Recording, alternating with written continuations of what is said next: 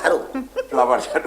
দেশবরেণ্য চিত্রশিল্পী, সাংস্কৃতিক ব্যক্তিত্ব ও ২১ পদকপ্রাপ্ত মুস্তফা মনোয়ার শেষ জীবনে একটি স্বপ্ন নিয়েই ব্যস্ত ছিলেন। সেই স্বপ্ন ছিল পাপেট ভিত্তিক চলচ্চিত্র বীরপুরুষ নির্মাণ। সিনেমাটির প্রায় অর্ধেক কাজ শেষ হলেও অসুস্থতার কারণে সেটি আর সম্পূর্ণ করে যেতে পারেননি তিনি। ৩০০ টাকা।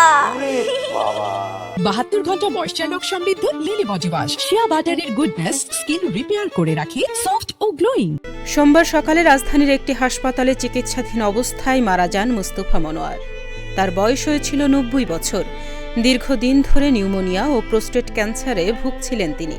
চলতি মাসের মাঝামাঝি থেকে হাসপাতালের নিবিড় পরিচর্যা কেন্দ্রে তার অবস্থান ছিল।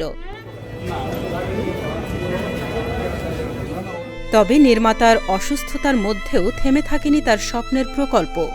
নিজের হাতে গড়ে তোলা মাল্টিমিডিয়া পাপেট থিয়েটারের কর্মীরা সিনেমাটির কাজ চালিয়ে যাচ্ছেন। মুস্তফা মনোয়ারের বাসায় দ্বিতীয় তলায় থাকা পাপেট বাড়ির কক্ষে গিয়ে দেখা যায় বীরপুরুষ সিনেমার কাজ এখনও চলমান।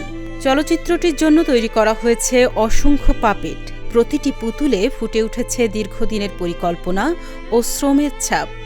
সেখানে কথা হয় অনুকূল চন্দ্র দাসের সঙ্গে। ৩ দশকেরও বেশি সময় ধরে তিনি মুস্তফা মনোয়ারের সঙ্গেই কাজ করছেন। স্মৃতিচারণ করে তিনি বলেন, স্যারের অনেক দিনের ইচ্ছে ছিল একটি পাপেট সিনেমা নির্মাণ করবেন। বীরপুরুষ সেই স্বপ্নেরই অংশ।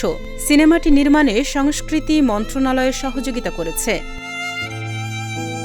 কয়েকটি পাপেট দেখিয়ে তিনি বলেন, এগুলো সব সিনেমার জন্যই তৈরি করা হয়েছে। আমরা চাই স্যারের স্বপ্নের সিনেমাটি শেষ করতে। প্রায় ১ বছর ধরে স্যার অসুস্থ ছিলেন, তবুও কাজ থামানো হয়নি। এখনও কাজ চলছে, তবে শেষ পর্যন্ত সিনেমাটি সম্পন্ন করা যাবে কিনা তা এই মুহূর্তে বলতে পারছেন না তিনি।